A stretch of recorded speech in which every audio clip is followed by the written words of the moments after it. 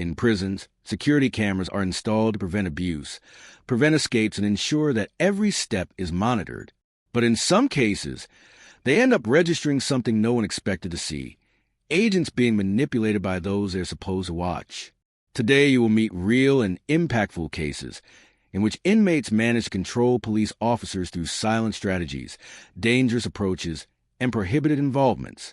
Sit back, put on your headphones, and dive into a forbidden story revealed by cameras that should never be on.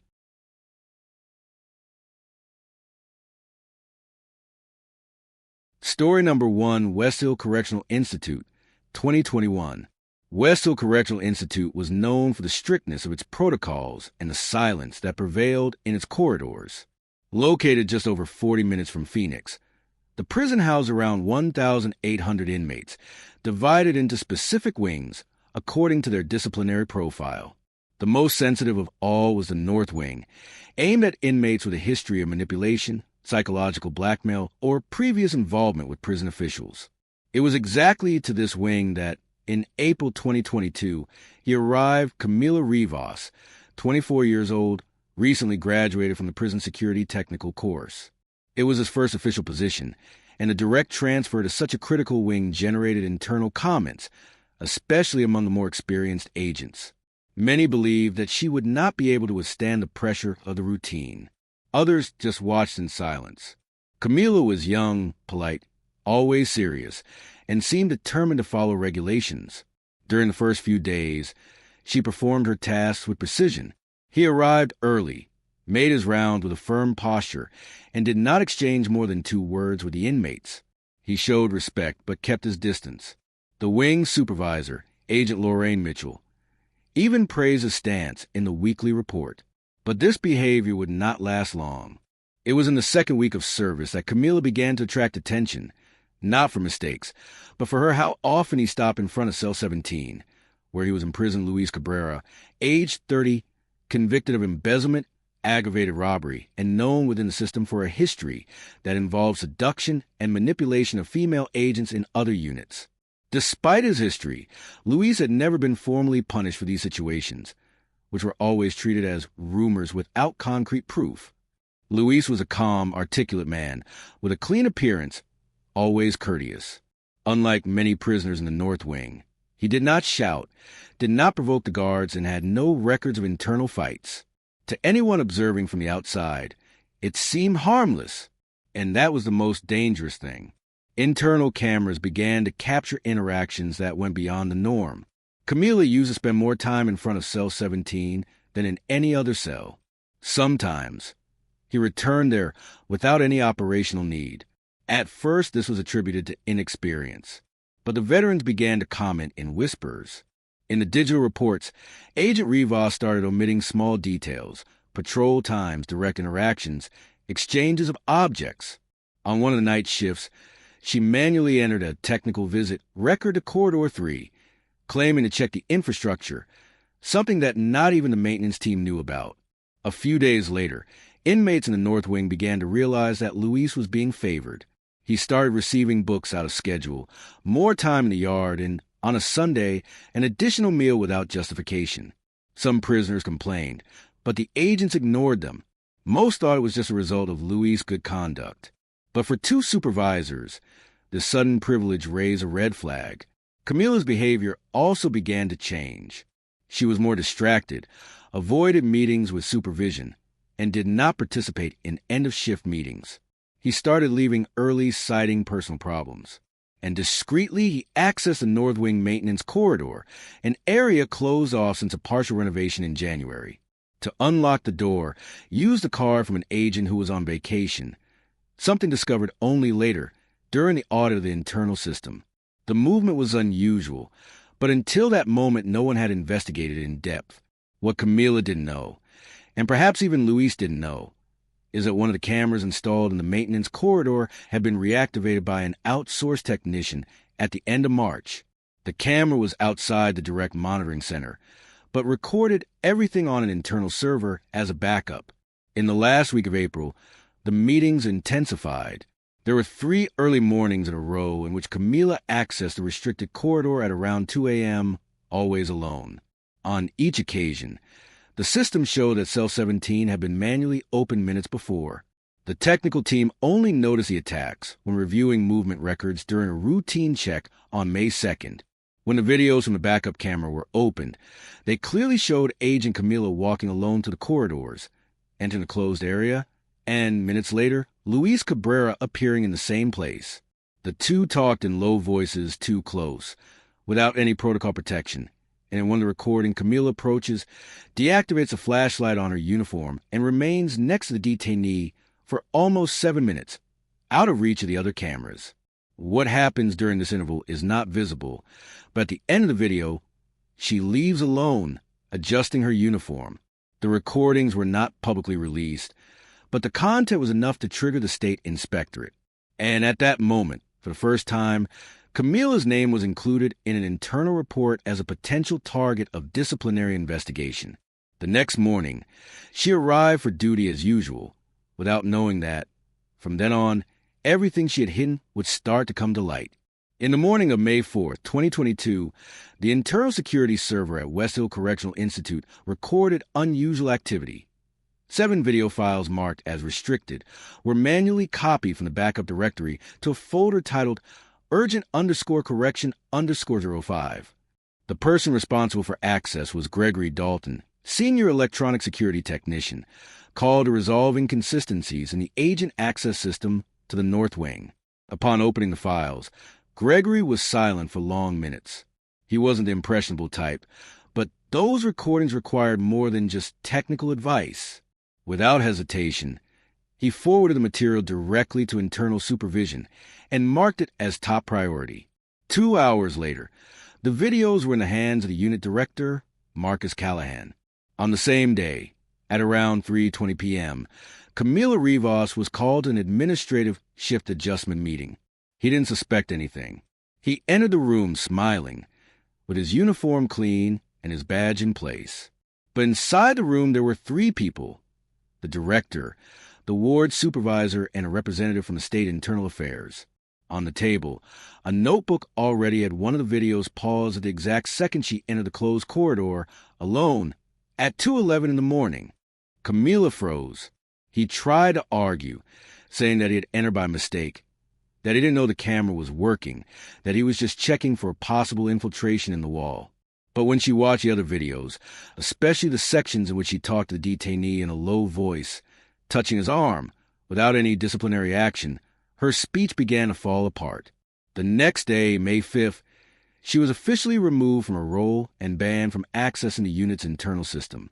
Your name was included in an investigation for improper conduct, improper access to restricted areas, and breach of security protocols with inmates. What she didn't know, and what would only come to light a week later, was that one of the videos had already been leaked out of the unit. On the morning of May 12th, the reporting website Inside Corrections, known for publicizing scandals in the U.S. prison system, published an article with the title, "Rookie Officer Had Secret Contact with North Wing Inmate at West Hill. See exclusive footage." The video posted did not show any explicit scene, but made clear the type of involvement that existed between Camila and Luis. The excerpt in which the two are alone, close, and exchanging inaudible words went viral on social media within the first 24 hours. Internally, prisoners in the unit began to comment. Some mocked, others feared collective punishment. Superiors tightened disciplinary measures. Luis Cabrera was transferred on the same day of publication, escorted with reinforcements, without prior notice. He was taken to a maximum security facility in Yuma, where he would have limited access to communication and suspended visits indefinitely.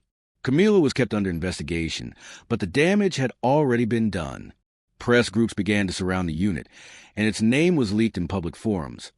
Despite attempts to preserve its identity, she isolated herself, left the city, and, according to internal records, voluntarily resigned even before the disciplinary process ended. But what shocked the prison management most came later. In a report sent by the unit from which Luis had been transferred 2 years earlier, there was a filed note, without details, indicating similar behavior with another prison officer, who had also requested a transfer for emotional reasons. No investigation was opened at the time, and now The name of this former agent was also beginning to circulate discreetly behind the scenes at the Internal Affairs Department. Camila's case was officially treated as an individual misconduct.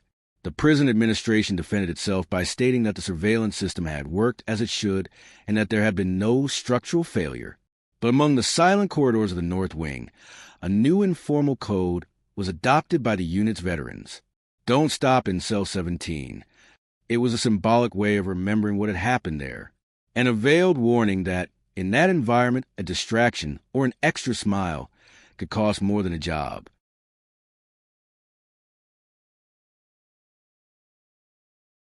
Story number 2, Sierra Norte Correctional Center, Mexico, 2021. The Sierra Norte Correctional Center, located in a remote area of the state of Hidalgo, was known for its modern facade, but inside it functioned with ancient flaws. With chronic overcrowding and limited surveillance, the most dangerous inmates were kept separated by psychological profiles, not crime type. It was a place where those who knew how to play with their mind, not with force, were placed. In July 2021, the arrival of new prison officers marked an attempt by the administration to renew the human structure of the prison. Among the newcomers was Renata Alcantara, 29 years old, former administrative employee of a smaller unit. She had requested a transfer to have more practical experience. According to her employment history, although he had good theoretical performance, he had never worked directly in wards with inmates at high behavioral risk. Renata was assigned to the floor 6, one of the most complex in the unit. It wasn't the most violent. It was the most subtle. There they were trapped like Hector Moreno, known as the Skinny, Osvaldo Reyes, and Julio Martinez. The three were not gang leaders, nor did they cause riots. They were different. They maintained good conduct, used their speech precisely, and knew how to observe every detail of the agents who circulated through the corridors. From the first day, they noticed Renata's hesitant stance. Unlike the veterans, she did not look the inmates directly in the eye when he received unexpected questions. He took a long time to respond, and she always ended her shifts with deep dark circles under her eyes, as if the weight of the environment was hitting her hard. Hector was the first to approach. He began with polite phrases, calling her by her last name respectfully, praising her firmness. Then came the subtle comments about her hair tied up, the tone of her voice. Osvaldo followed the same pattern, but with a different strategy. He told sad stories from his childhood, talked about the lack of visitors, and created a false intimacy. Julio was the quietest. I watched, but when he spoke, it was with precise phrases. You're not like the others here. The trio understood that they would not need to break any barriers with violence. All I had to do was keep planting doubts and comfort, and they did so for days.